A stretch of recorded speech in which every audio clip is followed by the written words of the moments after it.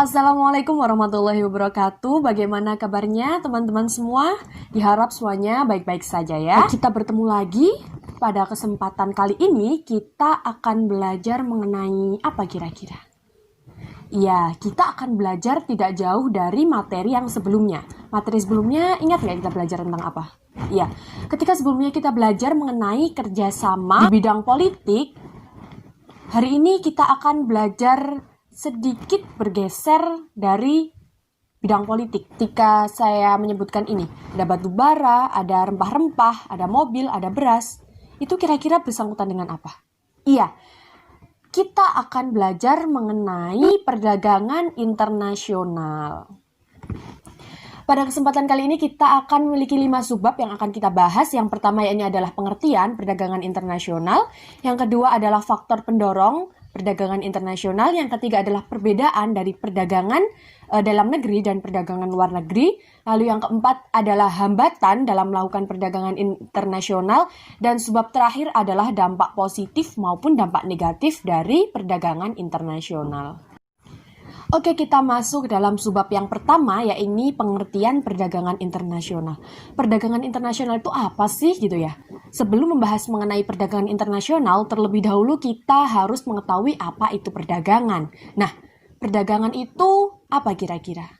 Ya, benar sekali, perdagangan merupakan kegiatan menjual atau membeli barang atau jasa di mana di situ ada kesepakatan dan tanpa adanya pemaksaan. Seperti itu. Lalu kalau perdagangan internasional seperti apa? Nah, perdagangan internasional ini cakupannya lebih luas dari perdagangan yang biasa kita lakukan seperti itu. Perdagangan internasional melibatkan 2 negara ataupun lebih. Atau bisa dikatakan perdagangan internasional adalah perdagangan yang dilakukan oleh 2 negara atau lebih untuk memenuhi kebutuhan masing-masing negara, seperti itu. Lalu kita masuk subbab kedua, yaitu faktor pendorong perdagangan internasional. Kira-kira apa ya faktor negara-negara melakukan perdagangan internasional? Apakah negara-negara tersebut tidak dapat memenuhi kebutuhannya, ataukah ada faktor lain yang mendorong perdagangan internasional? Nah, ini berkaitan dengan teori yang dikemukakan oleh tokoh-tokoh seperti Adam Smith dan David Ricardo. Nah, Adam Smith ini mengemukakan teori keunggulan mutlak, di mana suatu negara memiliki keunggulan dibandingkan negara lain seperti itu. Jadi bisa dikatakan bahwa suatu negara tidak dapat memproduksi barang yang dihasilkan oleh negara yang lain. Jadi itulah yang menyebabkan adanya atau terjadinya perdagangan internasional seperti itu. Nah, lalu apa saja faktor yang mendorong perdagangan internasional? Yang pertama yaitu adalah hasil produksi. Di mana hasil produksi ini setiap negara memiliki perbedaan hasil produksi seperti itu ya. Katakanlah contohnya seperti Indonesia. Indonesia merupakan negara agraris yang mana banyak menghasilkan beras, namun beras di Indonesia belum mencukupi gitu, belum mencukupi kebutuhan pangan di Indonesia, maka Indonesia melakukan impor beras dari Thailand seperti itu. Jadi perbedaan hasil produksi ini juga dapat memicu perdagangan internasional atau kegiatan ekspor dan impor. Yang kedua adalah perbedaan harga. Kita ketahui bahwa negara ini, katakan negara A dan negara B memiliki komoditas yang sama seperti itu. Nah, namun negara A harganya lebih murah karena apa? Karena mungkin biaya produksinya juga lebih murah seperti itu. Lalu negara B mengimpor barang dari negara A untuk menekan harga komoditas tersebut di negaranya. Jadi ini dapat memicu perdagangan internasional. Yang ketiga yaitu adalah untuk meningkatkan produktivitas, di mana beberapa produsen ataupun beberapa perusahaan akan melakukan produksi secara besar-besaran tentu saja untuk meningkatkan keuntungan. Nah, karena produksi atau komoditas barang tersebut di negaranya sudah banyak atau sudah melimpah, maka hal inilah yang menyebabkan produsen atau perusahaan tersebut melakukan perdagangan internasional atau menjual barang atau komoditasnya ke luar negeri yang membutuhkan barang tersebut. Yang keempat yaitu adalah perbedaan penguasaan ilmu dan teknologi, di mana ketika negara memiliki ilmu dan teknologi yang berkembang, maka negara tersebut akan mampu memproduksi suatu barang atau suatu komoditas itu dengan harga yang lebih terjangkau, lebih efisien, dan lebih banyak diproduksi.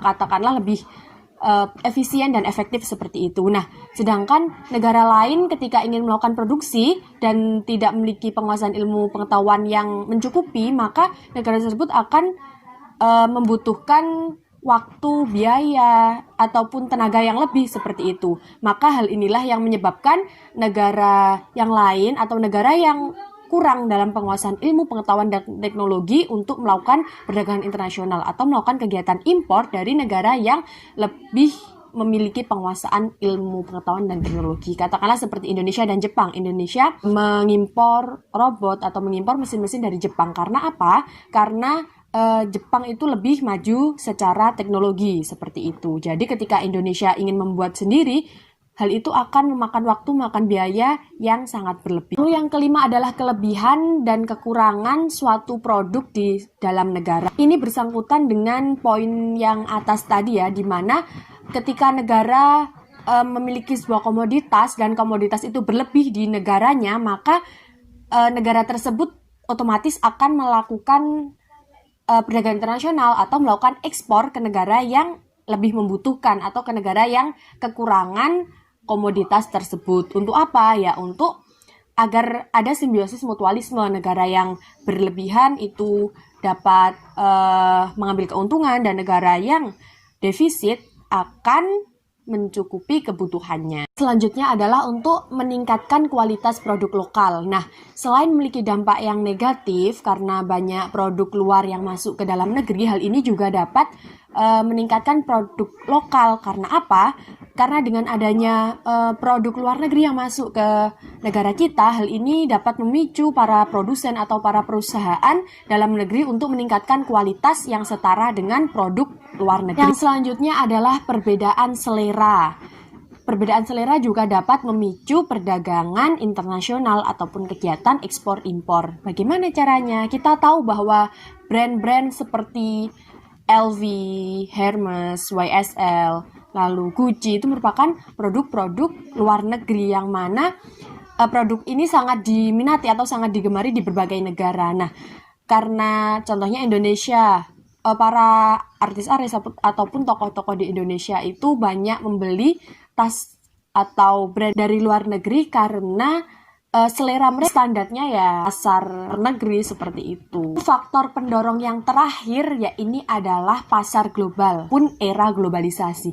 Tidak menampik bahwa globalisasi ini sangat berpengaruh terhadap perdagangan internasional, yang mana kita ketahui bahwa di mana era globalisasi ini seluruh dunia akan tanpa batas seperti itu. Jadi seperti tidak ada batas di antara negara-negara di dunia. Nah, hal inilah yang memudahkan terjadinya kegiatan ekspor. Karena hal ini sangat dimudahkan. Banyak sekali teknologi yang memudahkan antar negara untuk saling melakukan kegiatan jual beli internasional. Lalu sebab yang ketiga ya ini adalah perbedaan antara perdagangan dalam negeri dan perdagangan luar negeri. Perbedaan antara perdagangan dalam negeri dan luar negeri ini sangat signifikan ya, kita dapat mengetahui gitu. Yang pertama ini jangkauannya, perdagangan luar negeri jangkauannya lebih luas karena mencakup dua negara. Lalu ada juga cara pembayarannya, ketika perdagangan dalam negeri kita menggunakan uang negara tersebut, maka ketika perdagangan di luar negeri kita akan menggunakan falas atau valuta asing. Untuk persaingannya, perdagangan di luar negeri itu memiliki persaingan yang lebih ketat seperti itu karena pasarnya itu sangat global. Juga untuk biaya angkutan di dalam negeri dan luar negeri otomatis lebih banyak biaya angkut perdagangan luar negeri karena mencakup dua negara. Lalu sebab yang keempat ya ini adalah hambatan dalam melakukan perdagangan internasional. Ketika tadi kita sudah membahas tentang faktor pendorong dari perdagangan internasional, ternyata perdagangan internasional ini juga memiliki hambatan. Apa saja hambatan yang dapat menghambat kegiatan ekspor dan impor? Kita memiliki 4 poin. Yang pertama adalah keamanan suatu negara. Kita ketahui bahwa keamanan suatu negara itu merupakan faktor yang sangat penting dalam melakukan kegiatan ekspor dan impor seperti itu. Jika suatu negara tidak aman, maka hal ini akan menjadi tantangan bagi negara yang ingin melakukan kegiatan ekspor atau impor ke negara tersebut. Karena apa? Karena dengan tidak amannya suatu negara, dalam tanda kutip di sini adalah terjadinya perang. Karena mungkin negara tersebut ekonominya tidak stabil atau mata uangnya akan naik turun seperti itu. Karena hal ini akan merugikan negara yang akan bekerja sama atau negara yang akan melakukan perdagangan internasional dengan negara yang memiliki masalah keamanan. Lalu hambatan yang kedua adalah kebijakan ekonomi yang dilakukan oleh pemerintah negara. Kita ketahui bahwa setiap negara itu memiliki kebijakan masing-masing. Bisa saja negara ini, negara A akan memiliki kebijakan ini, negara B memiliki kebijakan yang lain. Dan bisa saja kedua negara ini kebijakannya bertolak belakang ataupun tidak sama. Nah, hal inilah yang memicu terjadinya hambatan atau menjadi penghambat kegiatan perdagangan internasional. Lalu hambatan yang ketiga adalah tidak stabilnya kurs mata uang. Nah, tidak stabilnya kurs mata uang ini menyebabkan para importir ataupun eksportir untuk kesulitan dalam menentukan harga. Seperti itu. Karena apa? Ya karena tadi kurs mata uangnya naik turun, jadi tidak ada patokan yang tetap untuk menentukan harga. Keempat adalah peraturan anti-dumping. Peraturan anti-dumping ini juga merupakan salah satu hambatan dalam melakukan perdagangan internasional. Berdampak buruk kepada negara lain yang ingin melakukan ekspor ke negara yang menerapkan peraturan anti-dumping. Contoh katakanlah Indonesia. Indonesia menerapkan peraturan anti-dumping untuk menghambat atau untuk menekan produk-produk dari Cina. Hal ini dapat dilakukan dengan cara menaikkan tarif bea masuk produk-produk impor. Nah, kita masuk subbab kelima atau subbab yang terakhir, yaitu dampak positif dan dampak negatif dari perdagangan internasional. Yang pertama kita akan membahas mengenai dampak positif dari perdagangan internasional. Yang pertama yaitu menciptakan spesialisasi produk.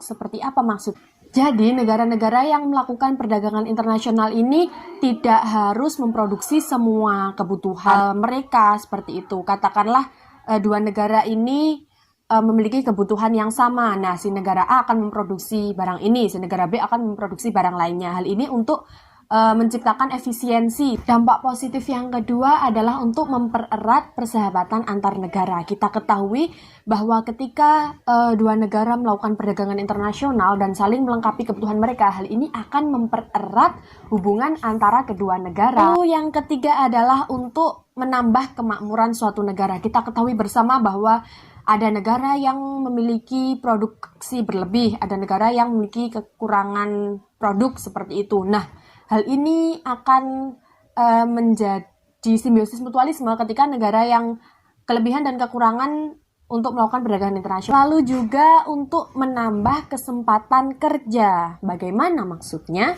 Maksudnya adalah dengan adanya perdagangan antar negara ini, maka suatu produsen otomatis akan meningkatkan produksi mereka. Nah, dengan meningkatkan produksi, otomatis mereka membutuhkan tenaga kerja yang berlebih pula, otomatis mereka akan open recruitment karyawan seperti itu. Nah, hal inilah yang mengurangi pengangguran dan menambah kesempatan kerja. Positif selanjutnya adalah mendorong kemajuan iptek. Dengan adanya perdagangan antar negara ini, otomatis negara pengekspor itu akan terus melakukan inovasi-inovasi untuk meningkatkan hasil produknya. Supaya apa? Supaya hasil produknya mampu bersaing dengan negara tujuan ekspor tersebut. Lalu dampak positif selanjutnya adalah untuk menambah pemasukan kas negara. Seperti kita tahu, kegiatan ekspor dan impor ini juga menyumbang devisa negara yang sangat besar seperti itu. Ketika suatu negara ingin melakukan kegiatan ekspor impor, otomatis nanti ada bea masuk seperti itu. Nah, hal ini kemudian dapat menambah pendapatan kas negara. Lalu dampak positif yang terakhir adalah memungkinkan konsumsi yang luas di suatu negara. Dengan perdagangan internasional ini, maka warga negara yang melakukan kegiatan ekspor impor ini akan menikmati hasil atau menikmati barang-barang kualitas tinggi yang tidak diproduksi di negaranya. Setelah kita membahas mengenai dampak positif, otomatis perdagangan internasional juga memiliki dampak negatif seperti itu. Lalu, apa saja dampak negatif dari perdagangan internasional? Mari kita bahas. Dampak negatif yang pertama adalah ketergantungan suatu negara terhadap negara lain. Contohnya seperti Indonesia dan Jepang. Indonesia mengandalkan impor-impor mesin, impor-impor sesuatu yang berbau teknologi itu kepada Jepang. Jadi hal inilah yang menjadikan Indonesia bergantung peralatan-peralatan mesin dan sebagainya itu kepada Jepang. Dampak yang kedua ya ini adalah banyak sekali industri-industri kecil yang tidak mampu bersaing akan gulung tikar ataupun akan bangkrut. Nah, kita ketahui bersama tadi di dampak positif adalah untuk meningkatkan produksi lokal. Nah, namun juga bisa jadi ketika suatu industri tersebut tidak mampu bersaing dengan produk luar ataupun tidak mampu meningkatkan kualitas dengan produk luar, otomatis industri-industri ini akan gulung tikar karena banyaknya ekspansi produk-produk luar yang masuk ke dalam negara. Lalu yang ketiga adalah pola konsumsi masyarakat yang meniru negara lain. Hal ini yang patut diwaspadai. Karena dengan adanya perdagangan internasional ini memicu masyarakat untuk memiliki sifat konsumtif. Jadi lebih banyak belanja atau lebih banyak mengonsumsi atau membeli barang-barang yang sebenarnya tidak dibutuhkan. Lalu yang selanjutnya adalah meningkatkan pengangguran. Dampak positif itu untuk meningkatkan kesempatan kerja. Lalu kenapa di dampak negatif ada untuk meningkatkan pengangguran seperti itu? Nah, kita melihat dari sisi yang lain. Ketika tadi di dampak positif itu adalah untuk produsen yang katakanlah berhasil dalam melakukan perdagangan internasional, maka akan meningkatkan produksi atau meningkatkan kesempatan kerja. Nah, namun di sini adalah untuk produsen yang kalah bersaing dengan produk-produk luar negeri. Otomatis produsen tidak akan mampu menjual produknya ke pasaran dan menurunkan produksi. Dengan menurunkan produksi, penghasilan pun menurun. Dengan menurunkan produksi, otomatis penghasilan menurun dan akan terjadi PHK ataupun pemberhentian kerja kepada karyawan-karyawan karena tidak mampu membayar gaji. Lalu dampak negatif yang terakhir adalah terjadinya utang luar negeri. Di dalam perdagangan internasional, ketika ekspor kita itu lebih rendah daripada impor, hal ini akan mengakibatkan hutang luar negeri juga semakin meningkat. Nah, kita ketahui bersama untuk membayar hutang itu menggunakan devisa negara. Nah, akibatnya ketika devisa Indonesia itu berkurang akan mengganggu perekonomian di negara Indonesia tersebut. Nah, lalu ini adalah keadaan ekspor dan impor di Indonesia pada periode Januari sampai Oktober 2019. Lalu juga di sini ada fakta-fakta bahwa Indonesia merupakan importir senjata terbesar kedua di Asia. Lalu juga ada perkembangan ekspor dan impor pada periode Oktober 2019 di mana ekspor dan impor sama-sama mengalami penurunan. Nah, dari fakta-fakta dan pernyataan-pernyataan di atas tadi, silahkan untuk teman-teman semuanya mencari fakta terbaru mengenai kegiatan ekspor dan impor yang dilakukan Indonesia dengan negara lainnya, apapun itu, mengenai hambatannya apa saja, lalu faktor pendorongnya apa saja, komoditasnya apa saja. Silahkan mencari fakta tentang kegiatan tersebut, lalu silahkan ditulis dalam bentuk esai, lalu silahkan dikumpulkan ke link yang telah tersedia. Terima kasih. Oke, sekian pembelajaran kita kali ini. Semoga bermanfaat. Jangan lupa selalu jaga kesehatan, cuci tangan, menggunakan masker ketika keluar, dan tetap belajar mandiri di rumah. Sekian. Assalamualaikum warahmatullahi wabarakatuh.